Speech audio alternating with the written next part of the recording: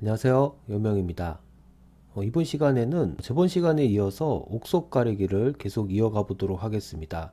저번 시간까지 했던 조건식은 재무제표를 이용하여 현재 기업 상황이 괜찮은 회사만 골라내는 그런 조건식을 한번 만들어 보았는데요. 다시 한번 어떤 조건식을 넣었는지 리뷰해 보도록 하겠습니다.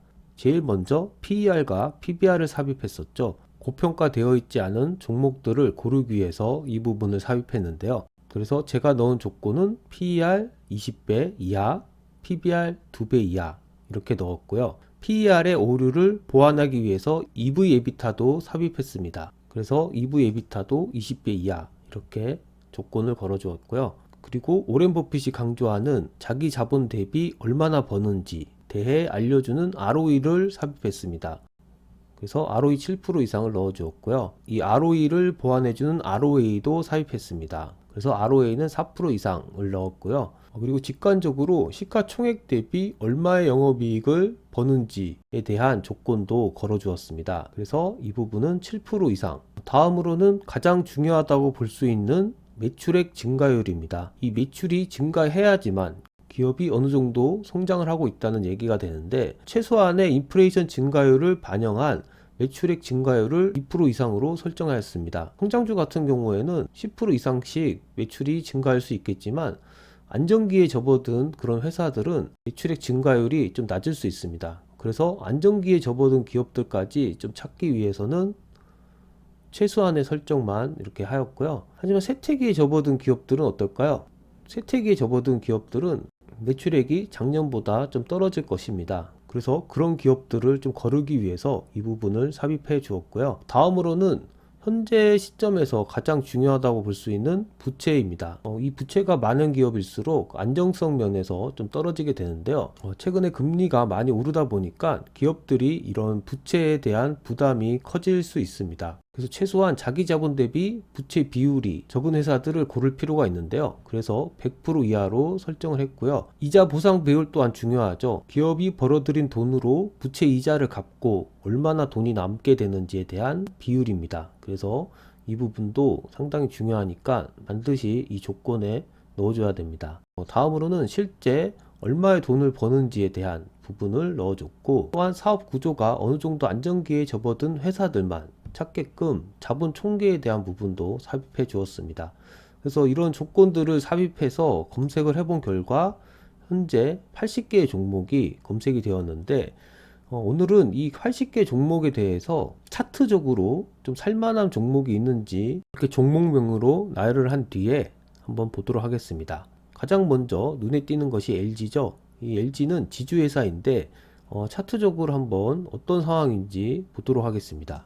LG의 차트 상황을 보시면 보도지표적으로 좀 좋게 생각하는 부분은 이렇게 스토캐스틱의 저점이 올라갔을 때 주가가 떨어지는 이런 다이버전시 현상이 일어났다는 부분, 이 부분이 좀 좋게 볼 수 있고, 또 한 부분은 이런 하락하던 추세였던 이동평균선들이 이 시점에서 골든 크로스가 발생하면서 정배열로의 전환이 이루어지려고 했다는 부분입니다. 하지만 최근에 다시 데드 크로스가 발생을 했죠. 그러면서 주가는 다시 떨어지게 되었는데, 자, 이렇게 됐을 경우에는 전저점이었죠. 이 전저점을 기준으로 과연 지지가 되는지를 보는 것이 중요합니다. 그래서 최근에 다시 하락을 하고 있는 이 주가가 이 69,600원이 지지가 되는지를 보시고, 만약에 지지가 된다면은 상승 추세로의 전환이 이루어질 수 있으니까 그 부분이 매수 시점이 되겠죠. 그래서 다음 주나 다다음 주쯤에 이 전저점이 지지가 되는지 한번 보시고, 지지가 된다면은 매수를 고려해 보시는 게 좋을 것 같습니다.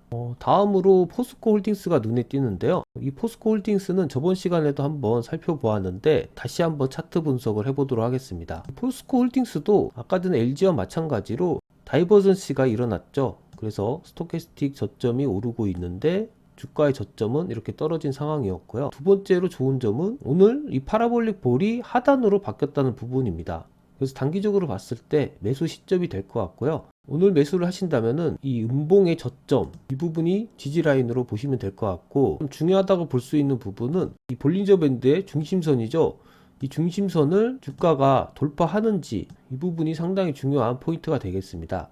만약에 돌파를 하게 된다면은 매수 시점이 되겠고요. 그때는 이 볼린저 밴드의 중심선이 지지선이 됩니다. 그래서 이 중심선 밑으로 주가가 떨어지지 않는 한 계속 가져가시면 되는데, 결국에는 오늘이나 내일 이 중심선을 돌파하는지 보시고 매수를 고려하시는 게 좋을 것 같습니다. 왜냐면은 이 볼린저 밴드의 상단선이 이렇게 하락을 하고 있을 때는 이 중심선이 1차 저항 역할을 하게 됩니다. 그래서 이 1차 저항선을 뚫는지가 중요한 포인트가 되기 때문에 이 부분을 잘 보시고 매수를 고려하시는 게 좋을 것 같습니다. 다음으로는 SK 하이닉스를 보도록 하겠습니다. SK 하이닉스 같은 경우에는 스토캐스트의 저점이 조금 더 떨어진 상황이죠. 그래서 다이버전시는 아직 이루어지지 않았고요. 대신에 이 파라볼릭 볼이 하단으로 바뀌었기 때문에 단기적으로 봤을 때 매수 포인트가 될 것 같고요. 또 하나 4일 전이었죠. 이날 거래량이 터지면서 이 볼린저 밴드의 중심선을 돌파를 했는데요. 이렇게 됐을 경우에는 아까 전에 제가 말씀드린 대로 이 볼린저 밴드의 중심선이 지지 역할을 하게 됩니다. 그래서 이 볼린저 밴드의 중심선이 지지가 잘 되는지 이 포인트가 중요한데, 만약에 지지가 되고 다시 이 주가가 상승하게 되면은 이런 하락하던 추세가 상승 추세로의 전환이 이루어질 수 있습니다. 그래서 이 지지가 되는 부분이 상당히 중요한 포인트인데, 매수 포인트는 이 지지가 되고 이 전전날의 상단선이죠. 이 부분을 주가가 돌파를 하게 된다면은 그때가 매수 포인트라고 볼 수 있습니다. 그래서 내일이나 모레쯤에 이 단기 전고점을 돌파하게 된다면은 매수를 고려하셔도 될 것 같습니다. 다음으로는 기아를 한번 볼까요? 기아 같은 경우에는 지금 단기적으로 이렇게 급락을 했습니다. 이렇게 급락을 했을 때 가장 중요한 포인트는 이 전날보다 거래량이 많으면서 평균 거래량을 돌파하는 이런 거래량이 나왔을 때 단기적인 매수 포인트라고 말씀을 드렸는데, 오늘 상황이 어떤지를 좀 지켜봐야 될 것 같습니다. 그래서 오늘 종가에서 만약에 이 평균 거래량을 뚫고 좀 거래량이 많이 상승을 한다면은 단기 매수 시점으로 보고 한번 매수를 고려해 볼 만 하고요. 그렇지 않다면은 좀 더 지켜보는 게 좋을 것 같습니다. 다음으로는 삼성 SDS, 삼성전기, 삼성전자 이렇게 있는데, 아무래도 관심이 많을 것 같은 삼성전자를 분석해 보도록 하겠습니다. 일단 스토키스틱 저점을 이은 선과 주가가 반대 현상이 일어났죠. 그래서 다이버전시가 일어났는데 이 부분은 좀 좋은 부분이라고 분석할 수 있고요.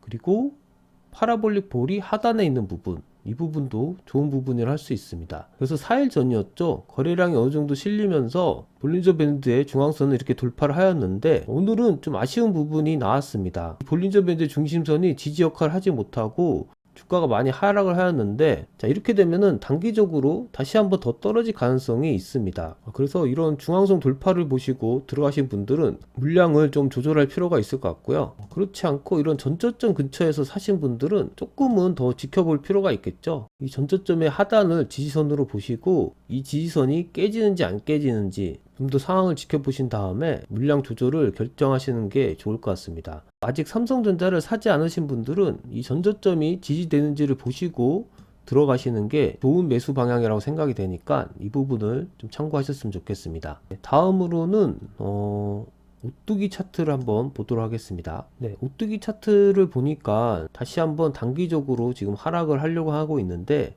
지금 스토캐스틱도 하락 중이고 볼린저 밴드도 하락 추세를 이어가고 있기 때문에 이 종목은 매수를 고려하시는 것보다 좀 더 시간이 흐른 뒤에 보시는 게 좋을 것 같고요.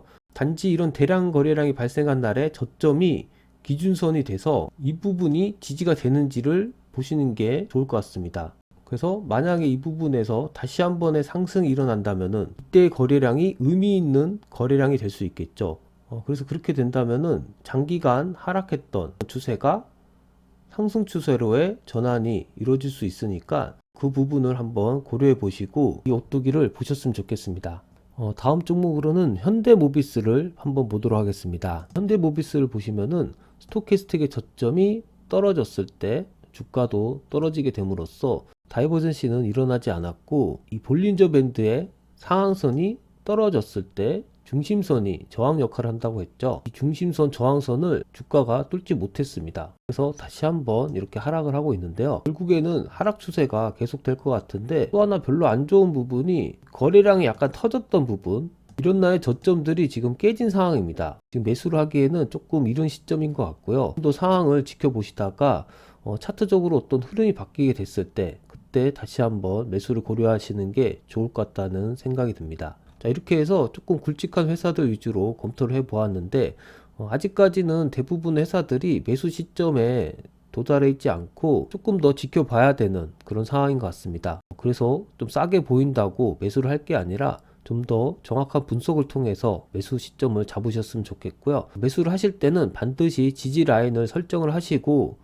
매매를 이어가셨으면 좋겠습니다. 왜냐하면 지금 전 세계적으로 주식 시황이 그리 좋지 않다 보니까 이럴 때는 손절 라인을 명확하게 지키는 게 중요합니다. 그래서 반드시 지지 라인을 좀 설정을 해 두시고 그 지지 라인이 깨졌을 때는 물량 축소를 하셨으면 좋겠습니다.